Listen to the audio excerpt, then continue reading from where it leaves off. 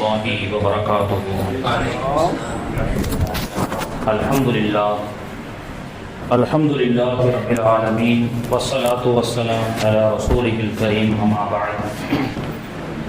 அளவற்ற அருளாளனும் நிகரற்ற அன்புடையோனுமாகிய எல்லாம் வல்ல அல்லாஹுவின் திருநாமத்தால் போற்றி ஆரம்பம் செய்கிறேன். கண்ணியத்திற்குரிய அல்லாஹுவின் நல்லடியார்களே, அல்லாஹுடைய மாபெரும் கிருபையால் இன்று 29வது ஜுசுவினுள் அரை ஜுசுகள் முடிக்கப்பட்டு இன்னும் 1.5 ஜுசுகள் மட்டுமே குர்ஆன் முடிப்பதற்கு பாக்கியாக உள்ளது.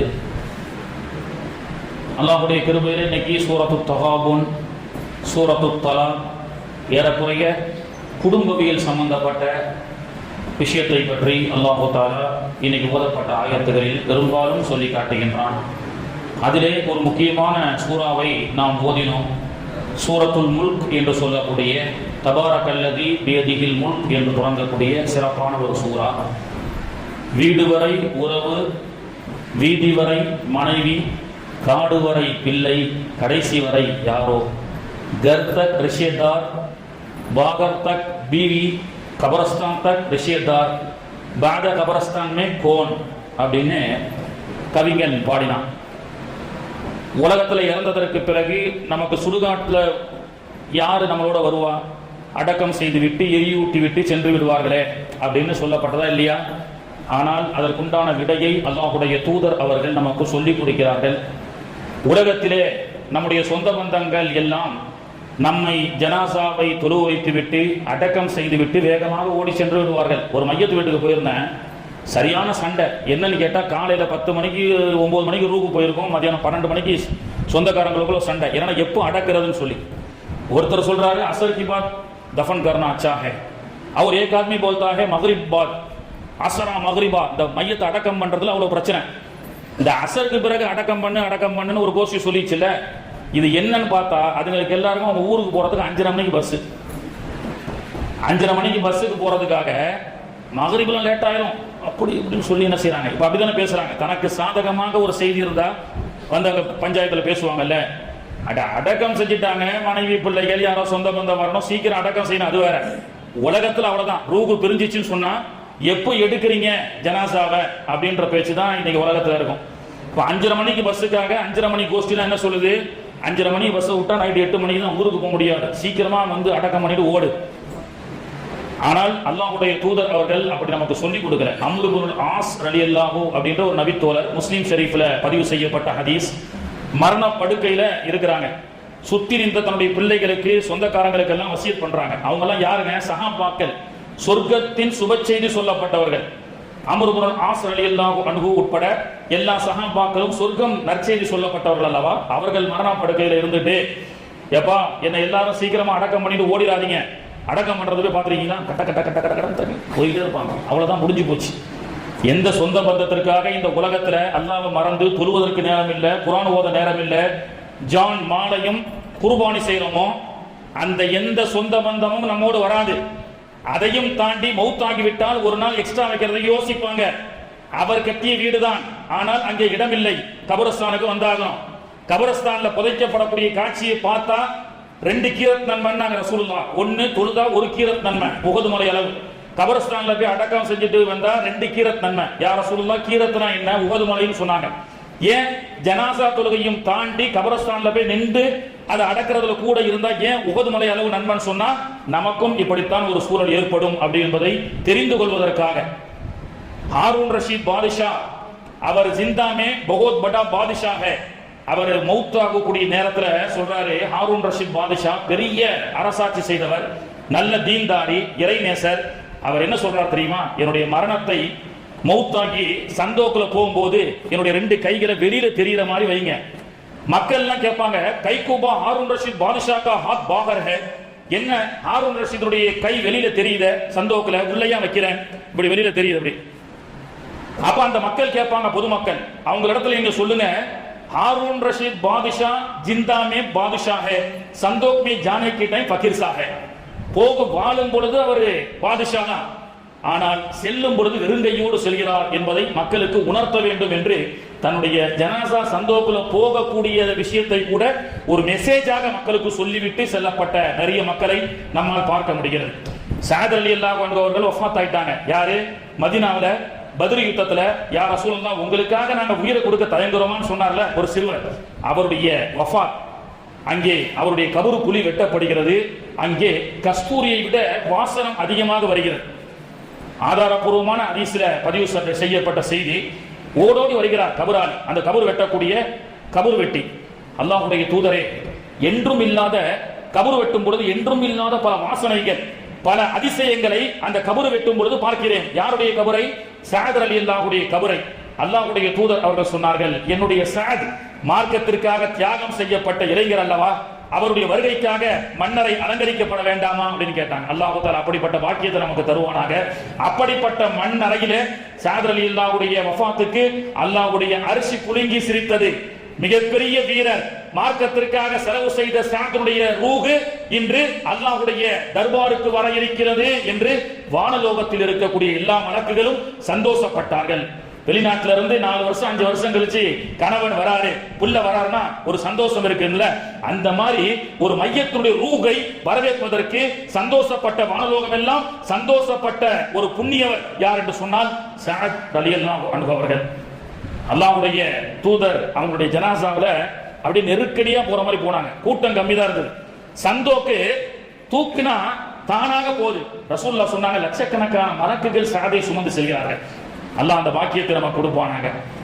அப்போ அல்லாஹ்வுடைய அனுபவம், மண்ணறையில புதைக்கப்படுவதற்கு முன்பே அவர்களுடைய இடத்தை அல்லாஹ் தஆலா கஸ்தூரியால் மணக்க செய்தான் என்று சொன்னால், அப்போ கபருக்கு செல்வதற்கு முன்பு நம்முடைய மண்ணறைக்காக நாம் நம்மோடு யாரும் வராத அந்த இருள் சூழ்ந்த அந்த 6 அடி கபரிலே அல்லாஹ்வுடைய தூதர் அவர்கள் சொன்னார்கள், வரும். யார் வருவார்?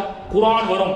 தினந்தோறும் சூரத்துல் முல்கை, சூரத்து சஜிதாவை யார் ஓதும் பழக்கம் உடையவர்களாக இருக்கின்றார்களோ அந்த முல்கும் சஜிதாவும் மண்ணறைக்கு உயிரோடு வரும். அழகான வாலிபருடைய தோற்றத்தில் வரும். கவலைப்படாத, நமக்கு ரூஹ் வந்த உடனே மண்ணறையில நடக்கக்கூடிய செய்தி ரசூலுல்லாஹ் பேசுறாங்க. குர்ஆனுக்கு உயிர் ரூஹ்.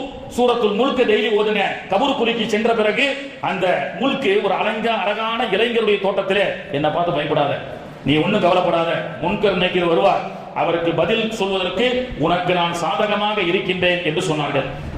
அப்படிப்பட்ட அந்த முல்க் என்ற அந்த நண்பரை நம்முடைய வாழ்நாளில் தினந்தோறும் ஓதக்கூடிய பழக்கத்தை ஏற்படுத்தி கொண்டு அந்த நண்பர்களோடு நாம் மண்ணறைக்கு செல்ல வேண்டும். அம்ர் இப்னு ஆஸ் ரலியல்லாஹு சொன்னாங்க, அடே என்ன கபர்ல அடக்கம் பண்ணிட்டு எல்லாம் ஓடிராதீங்க, மண்ணை தூக்கி போட்டுட்டு ஒரு ஒட்டகத்தை அறுத்து குர்பானி கொடுத்து அந்த இறைச்சிகளை எல்லாம் பங்கிட்டால் எவ்வளவு நேரம் வருமோ, எவ்வளவு நேரம் தான் வரும்? ஒட்டகத்தை அறுத்து பங்கிட்டா ஒரு 2 மணி நேரத்துல முடிச்சிடலாமா? 3 மணி நேரம் தான் சொல்றாங்க. அப்ப 3 மணி நேரம் வரைக்கும் அங்க இல்லைன்றாங்க. நான் உள்ள கேள்வி கணக்கு கேட்கப்படும் பொழுது எனக்காக துஆ செய்யுங்க சொல்றது யாரு? சஹாபி, சொர்க்கம் நிச்சயிக்கப்பட்ட சஹாபி சொல்றாங்க, சொந்த பந்தங்களே हमारा कब्र को दफन करके जल्दी बस को टाइम हो गया तो जल्दी नहीं चलो, इधर खड़ा करके मेरा को यासीन पढ़ो, दुआ करो அப்படின்னு யார் சொல்றா? சஹாபி சொல்றாங்க. அம்ர் இப்னு ஆஸ் முஸ்லிம் ஷரீஃப்ல பதிவு செய்யப்பட்ட ஹதீஸ்.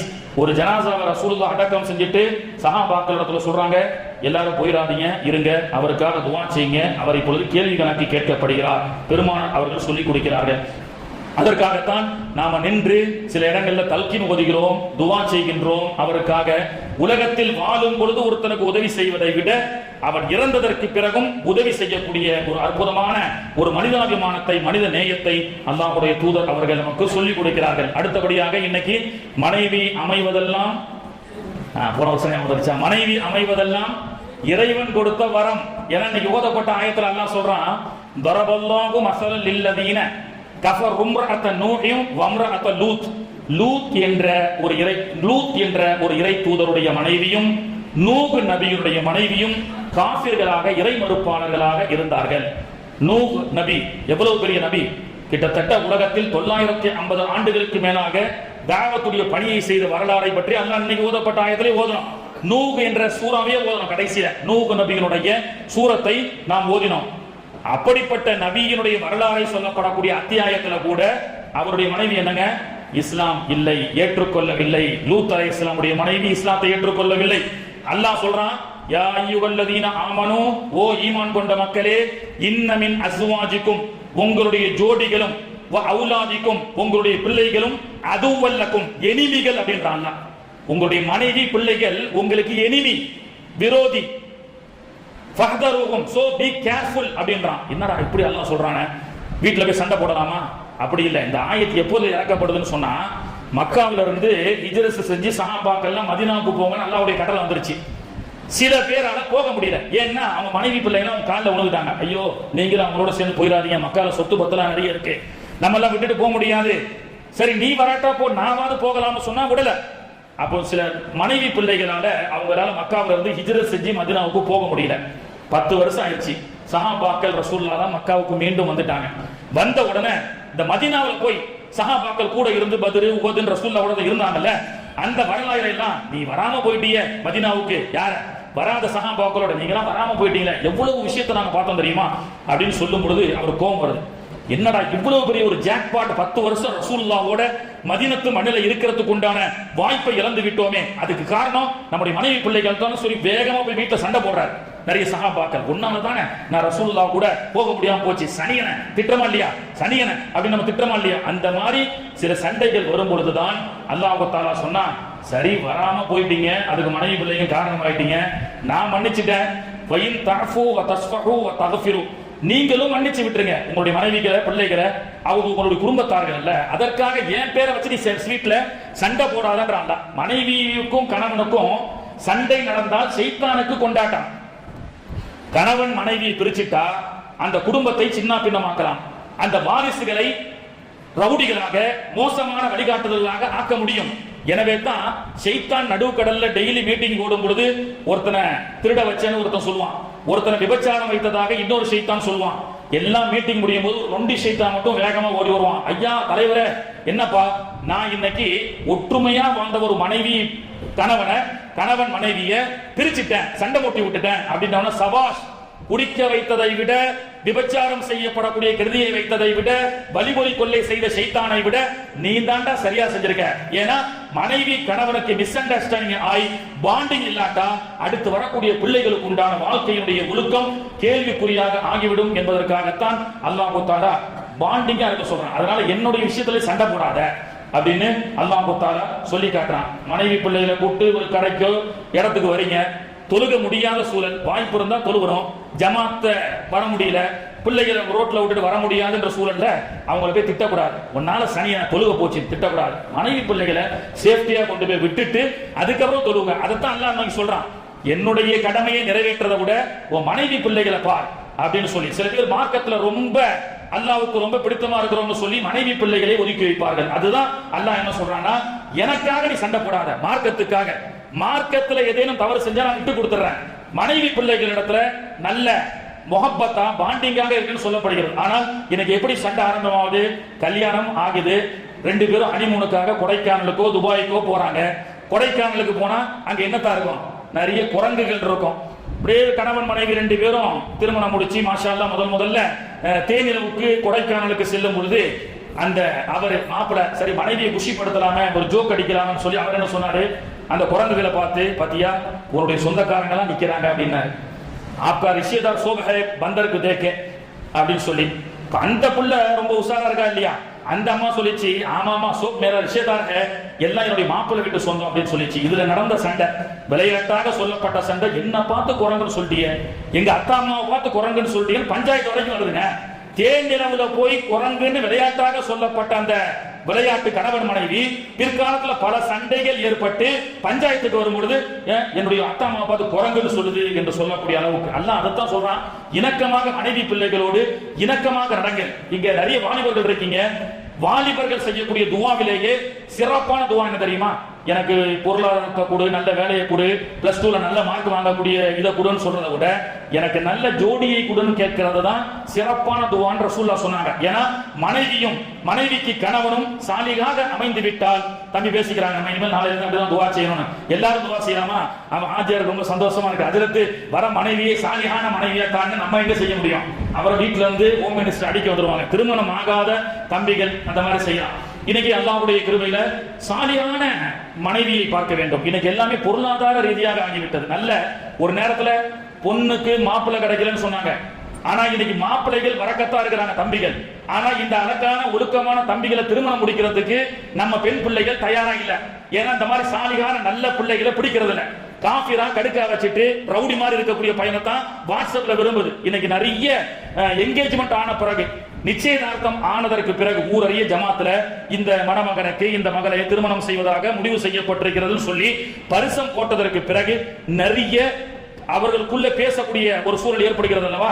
அதுலயே அந்த பொண்ணு போன் பண்ணி, நான் வந்து தப்பா நினைக்காத, உன்னை கல்யாணம் பண்ண முடியாது, இந்த பையன் நல்ல பையன், நல்லா சம்பாதிக்கிறாரு, நல்ல வாழ்க்கையை அத்தாமா தேர்ந்தெடுத்து கொடுத்துருக்காங்க, எவனோ ஒரு காஃபிர் பையனை விரும்புறேன் அப்படின்னு சொல்லி அந்த மூதேவி உங்க அம்மா அத்தா கிட்ட போய் சொல்ல வேண்டியது தானே. இந்த அப்பாவி பையனை ஜமாத்துக்கு முன்னாடி என்னங்க திருமணம் முடிக்கிறேன்னு சொல்லி இந்த மூதேவிகள் இது போன்று செய்கிறது. என்னைக்குமே பெண்களையே நம்ம திட்டிட்டு இருக்க கூடாது. நம்ம தம்பிகளை நல்ல பிள்ளைங்க இருக்கிறாங்களா இல்லையா? அப்ப இந்த மாதிரி நல்ல பிள்ளைகளை கல்யாணம் பண்ணணும். அப்படித்தான் ஒருத்தர் பகதாதுல ஒரே மகள் நல்ல சாலியா வளர்த்தார். ஒரு வரலாற்றுல எழுதுறாங்க, என்னுடைய மகளை நல்ல சாலியான மணமகனுக்கு தான் திருமணம் முடிச்சு கொடுக்கணும் அப்படின்னு சொல்லி பகதாது முழுக்க தேடுறாரு. ஒரு கூலி வேலை செய்யக்கூடிய ஒரு வாலிபரை பார்க்கிறார். கூலி வேலை செய்து கொண்டிருக்கின்றார். ஆனா இவர் பெரிய கோடீஸ்வரர். இவருக்கு கோடிக்கணக்கான கோடீஸ்வரர்கள் மாப்பிள்ளை வந்தாலும் அதுல ஒழுக்கம் இல்லை, பண திமுறுகளும் ஆடம்பரமும் இருக்கக்கூடிய அந்த மணமகனை அவர் பிடிக்கிறார். இந்த கூலி தொழிலாளியை பார்க்கிறாரு. கரெக்டா தாம் கர்த்தே ஆயேகா அஸான் ஹோயே சலேகா நமாஸ் கோ बहुत अच्छा, ரொம்ப ஒழுக்கமான பிள்ளையா இருக்கிறார். இந்த பையன் தான் நம்ம பிள்ளைக்கு சரின்னு சொல்லி திருமணம் முடிச்சு வைக்கிறார். திருமணம் ஆகி 2-3 நாட்கள்ல ஒரு சம்பவம் நடக்குது. புது மனைவிக்கு என்ன செய்யறாரு, ஒரு ரொட்டிகளை பள்ளிவாசல்லையோ எங்கேயோ கொடுத்த ரொட்டிகளை அன்பளிப்பாக கொண்டு வந்து மனைவி இடத்துல, இந்த பள்ளிவாசல் இருந்து இந்த ரொட்டி வந்திருக்கு, நம்ம 2 பேரும் சாப்பிடலாம், மீதி ரொட்டியை எடுத்து வை, நாளைக்கு சாப்பிடலான்னு இருக்காரு. என்னதான் செஞ்சிருக்காரு, மணமகள் கிட்ட வெளியில இருந்து ஒரு அன்பளிப்பான ரொட்டியோ ஏதோ ஒன்று வந்திருக்கு, அதை கொண்டு போய் 2 பேரும் சாப்பிட்டுட்டு மீதி என்ன செய்யலாம், எடுத்து வை, நாளைக்கு சாப்பிடலான்னு இருக்காரு. அந்த பொண்ணு ஒண்ணும் பேசல, போச்சு போயிருச்சு. அத்தா வீட்டுக்கு போயிருச்சு. பஞ்சாயத்து மறுநாள் அந்த அத்தா கூப்பிட்டு, ஏன்பா என்னப்பா செஞ்ச, மகன் வந்துருச்சு. நான் ஒன்னும் செய்யல, ஒரு 4 ரொட்டியை கொண்டு வந்த, 2 இப்போ சாப்பிடலாம், 2 தமீச நாளைக்கு சாப்பிடலாம்னு சொல்லும் பொழுது எதிர் திசையில இருந்து அந்த பெண் சொல்லியதான், அத்தா எனக்கு வந்து நல்ல சாலிகான மாப்பிள்ளை, அல்லாஹ் மேல நம்பிக்கை வச்ச மாப்பிள்ளை பார்த்திருக்கேன் தானே நீங்க சொன்னீங்க. நாளை என்பதை அல்லாஹ் நமக்கு முடிவு செய்ததற்கு பிறகு நம்பிக்கை இல்லாமல் அந்த உணவை எடுத்து வைக்கிறாரு. அப்ப அல்லாஹ் நாளைக்கு சாப்பாடு கொடுக்க மாட்டானா? அல்லாஹ் எப்படிப்பட்ட தக்குவாவை கொடுத்திருக்கிறான் பாருங்க. பெண்களுக்கு தக்குவா, அப்படிப்பட்ட சீதேவிகளை இறைவா என்னுடைய ஜோடிகளாக கொடுன்னு நாம துஆ செய்யணும். அஹ்மது இப்னு ஹம்பல் ரஹ்மத்துல்லாஹி கிட்ட ஒரு அம்மா சட்டம் கேட்க வராங்க. வெளியில கோதுமையை காய போட்டிருந்தேன், உள்ள தொழுதுகிட்டு இருந்தேன், சாயங்காலத்துக்குள்ள எடுக்கணும், அசர்ல உட்கார்ந்த குர்ஆன் ஓதி அப்படியே நைட் ஆயிருச்சு. சரி, நைட்டுக்கு மேல வெளியில வந்து எடுத்தா கோஷா போயிருவேன், நைட்டுக்கு மேல வெளியில வந்தா மகரிபுக்கு மேல கண்ணியமா இருக்காத இந்த மாதிரி வந்த சீதேவிகள் எப்படி இன்னைக்கு நைட்டு 12 மணி 1 மணிக்கு எல்லாம் பெண்கள், அதாவது ஆண் துணையோடு செல்லலாம், தவறில்லை, மகரமான ஆண்களோடு. அப்போ அஹ்மது இப்னு ஹம்பல் ரஹ்மத்துல்லாஹி வந்து கேட்கறாங்க, அந்த மாதிரி நான் கோதுமையை காய போட்டிருந்தேன், இரவு நேரம் ஆயிருச்சு, எடுக்க முடியல. அப்பொழுது ஊர்ல பெட்ரமாஸ் லைட்டை கொண்டுட்டு ஒரு கூட்டம் அப்படியே வந்தது. அந்த வெளிச்சத்தை பயன்படுத்தி நான் அந்த கோதுமையை எடுத்தேன். அப்புறம் தான் யோசனை பண்ண, அந்த வெளிச்சம் என்பது அமானிதமானது அல்லவா, அதை நான் பயன்படுத்தி எடுத்து விட்டேனே, அது ஹலாலான்னு கேட்கிறாங்க. அஹ்மது இப்னு ஹம்பல் மெய் சிலிர்த்து போயிட்டாங்க, இப்படி ஒரு பேருதான் அப்படின்னு சொல்லி. அப்போ கண்ணீர், அந்த காலத்துல நம்முடைய முன்னோர்களுடைய பேருதான் கற்றுக் கொடுத்துருக்காங்க. பள்ளிவாசல்ல இருந்து எந்திக்கும் பொழுது தட்டி விட்டுட்டு போவாங்க. ஏன்னா பள்ளியில் இருக்கக்கூடிய தூசியை கூட அமானிதத்தை கொண்டு போக கூடாது. இந்த மாதிரி நல்ல மக்களாக நமக்கு வார்த்தை எடுத்திருக்கின்றார்கள். சாலியான பிள்ளைகளை நாம் தேட வேண்டும். அது மட்டுமல்லாம பெரியோர்களால் நிச்சயிக்கப்பட்ட திருமணம், நபிகள் நாயகத்துடைய துஆ பரக்கத்தால் நிச்சயிக்கப்பட்ட திருமணம் என்று சொல்கிறோம். கருப்பு இனத்தை சார்ந்த ஜுலைபிப் என்ற ஒரு நபித்தோழர் 33 வயசாகியும் திருமணம் முடிக்கப்படாமல் மதீனாவிலே இருக்கின்றார். காரணம், அவர் ஒரு அழகானவர் அல்ல, கருப்பு இனத்தை சார்ந்த ஒரு நீக்ரோவா இருக்கிறார்.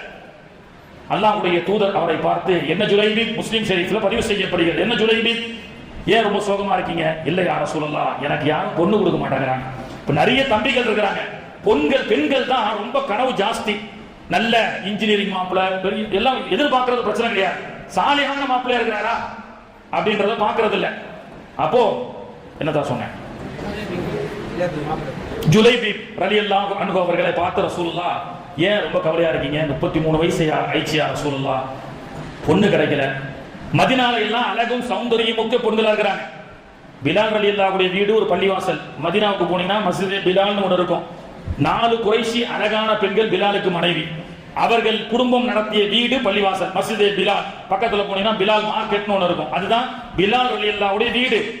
அப்போ நான் கருப்பா இருக்கிறேன், எனக்கு அந்த அளவுக்கு பர்சனாலிட்டி இல்ல, என்னை யாருமே கல்யாணம் பண்ணிக்கிற மாட்டாங்க யார் சொல்லலாம். உடனே அல்லாஹ்வுடைய தூதர் கையை பிடித்துக் கொண்டு, நம்மள மாதிரி சரிப்பா துவா செய்றேன், நல்ல பொண்ணா கிடைக்கும் அப்படின்னு ரசூலுல்லாஹ் சொல்ல மாட்டாங்க.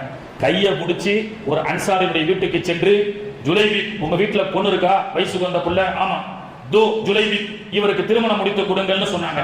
2 பேரும் மண்டையை சொல்லி ஆரம்பிச்சாங்க. அவரு என் மனைவி கிட்ட கேட்டு சொல்றேன் அப்படின்ட்டாரு, தப்பிச்சிட்டாரு. ஏன்னா இவரு கருப்பு இனத்தை சார்ந்தவர், தலை சிறியதாக இருக்கும், உடம்பு பெருசா இருக்கும், அவ்வளவு அட்ராக்ஷனா இருக்க மாட்டாரு, அவர் ஒரு பர்சனாலிட்டியான மனிதர் அல்ல அப்படின்னு யோசிச்சாங்க 2 பேரும். உள்ளிருந்து அந்த பெண் குரல் கொடுத்தது.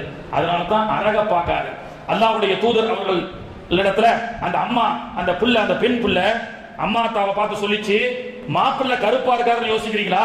மாப்பிள்ளையை பார்க்காதே, வந்து பெண் கேட்பவர் யார்? இந்த பாக்கியம் யாருக்கு கிடைக்கும்? அதனால்தான் நபிகள் நாயகத்துடைய துவா பரக்கத்தை கொண்டு இருக்கக்கூடிய திருமணம், பெரியோர்களால் நிச்சயிக்கப்பட்ட திருமணம். எல்லாத்தையும் தூக்கி வாரிட்டு, எல்லாத்தையும் தூக்கி வீசிட்டு எங்கேயோ போய் கோவில்ல தாழை கட்டி கொண்டால் அதுல உனக்கு பரக்கத்து இருக்குமா? இஸ்லாம் கொடுக்கிற மாதிரி ஒரு கண்ணியத்தை உலகத்துல எந்த மதம் கொடுக்க முடியும்? இந்த பெண்களே காஃபிர்கள் முன்னாடி போய் ஓடி தாலி கட்டிட்டு போய் வாழ்றிய, அங்க போனா உன்னை மாசத்துல 5 நாள் உன்னை ஒதுக்கி வைப்பான். விடோக்களாக ஆகிவிட்டால், தலாக் ஆகிவிட்டால் மூஞ்சில முடிச்சா தரித்திரம் சொல்லுவான். ஆனால் இஸ்லாம் என்ன சொல்கிறது தெரியுமா? உங்க வீட்டுல ஒரு பெண்ணை கட்டி கொடுத்து அவள் கணவனால் வாழ முடியாமல் சென்று விட்டாலோ, வந்து விட்டாலோ, அல்லது கணவன் இறந்து வாழாவெட்டியாக வந்து விட்டால், அந்த பெண்மணியை நீங்கள் முகம் சுளிக்காமல் ரிஸ்க் அளியுங்கள், உங்களுக்கு அவளின் மூலமாக ரிஸ்க் அளிக்கப்படும் சொல்லலாம். உங்க வீட்டுல கணவன் இல்லாத விதவை பெண்கள் இருந்தால் அவ மூஞ்சில முடிச்சிட்டு போனீங்கன்னா உனக்கு பரக்கத்துன்றாங்க சொல்லலாம். ஆனால் இன்னைக்கு இந்த உலகம், தேசம் என்ன சொல்கிறது? அவள் விதவை, அவளுக்கு பூ வைக்க கூடாது, அவளுக்கு பொட்டு வைக்க கூடாது, அவளை பார்த்தால் தரித்திரம் என்று ஒதுக்கப்படக்கூடிய உலகமே இன்று. அப்படிப்பட்ட பெண்களுக்கும் கண்ணியம் கொடுக்கிறது இஸ்லாம். வீட்டுல கணவனால் கைவிடப்பட்ட பெண்கள், விதவைகள் நம் பிள்ளைகளாக, நம் சகோதரிகளாக இருந்தால் வந்து தரித்திரம் இருக்கேன்னு சொல்லக்கூடாது. அதனால அல்லாஹ் உங்களுக்கு 1000 ரூபாய் கொடுக்கறதா இருந்தா 10,000 ரூபாய் கொடுப்பானா? யார் சொல்றா? ரசூலுல்லாஹ் சொல்றாங்க. அது தரித்திரம் அல்ல, அது ஒரு பரக்கத்துனாங்க ரசூல் ஸல்லல்லாஹு அலைஹி வஸல்லம். அப்ப இப்படிப்பட்ட மார்க்கத்தை விட்டு ஓடி போறிய, அப்போ காலையில் ஆயிடுச்சுன்னா சாணியை தெளிச்சு மாத்து மூத்திரத்தை குடிச்சு இந்த மாதிரி அசிங்கங்களிலே வாழ்வதா வாழ்க்கை? எவ்வளவு கண்ணியமான வாழ்க்கையை அல்லாஹ் நமக்கு இஸ்லாத்துல கொடுத்திருக்கிறான். அது தெரியாம இன்னைக்கு மூதேவிகள் ஏதோ காபிர்களை விரும்புகின்றோம் என்ற பெயரிலே அம்மா அக்காவை, பெத்த தாய் தந்தைகளை, சொந்தங்களை விட்டு ஓடுகின்றார்களே, ஓடுகிறார்களாக. இது தரித்திரத்தை நோக்கி ஓடக்கூடிய ஓட்டம் அல்லவா? நரகத்தை நோக்கி ஓடக்கூடிய ஓட்டம் அல்லவா? இன்று வரை காலேஜ்கள்ல காபிர்களோடு பைக்கில் செல்லக்கூடிய எத்தனையோ பிள்ளைகள். எனக்கு அஜெண்டா வச்சு RSS காவிகள் தஞ்சாவூர்ல இத்தனை துலுக்கட்சி பெண்களை அடுத்த வருஷத்துல முர்ததாக்க வேண்டும் திட்டம் போட்டு சுத்தி கொண்டிருக்கின்றார்கள். காலேஜுக்கு போகக்கூடிய பிள்ளைகளை, பள்ளிக்கூடத்துக்கு போகக்கூடிய பிள்ளைகளுடைய உணர்வுகளிலே விளையாடிக் கொண்டு காதல் என்ற பெயரிலே இன்னைக்கு பிள்ளைகளை கூப்பிட்டு சென்று வாழ்க்கையை சீரழிப்பதற்கென்று ஒரு கூட்டம் உலகத்தில், ஊரில் சுத்தி கொண்டிருக்கின்றது. அப்படிப்பட்ட மோசமான காவி பயங்கரவாதிகளிடத்திலிருந்து நம்முடைய பிள்ளைகளை பாதுகாக்க வேண்டும் என்று சொன்னால், கண்ணும் கருத்துமாக நம்முடைய வீட்டு வயசு பிள்ளைகளை பாதுகாக்க வேண்டியது காலத்தின் கட்டாயமாக இருக்கின்றது. முடிஞ்சிச்சா? அவர் என்ன ஆச்சு? ரசூலுல்லாஹ் போய் பொண்ணு கேட்டாங்க. இன்ஷா அல்லாஹ் அதை பத்தி நாளைக்கு பார்க்கலாமா? இன்ஷா அல்லாஹ் அதை பத்தி நாளைக்கு பார்க்கலாம். ரசூலுல்லாஹ் போய் பெண்ணு முடிச்சாங்களா இல்லையா? அந்த திருமண தம்பதிகள் எப்படி வாழ்ந்தாங்க அப்படின்றத இன்ஷா அல்லாஹ் நாளைய தினம் பார்ப்போம். அல்லாஹ் தஆலா தௌஃபீக் செய்வானாக. Bismillahirrahmanirrahim. Nawaitu sawma qadin an adai wa fi ramadana hadhihi sanati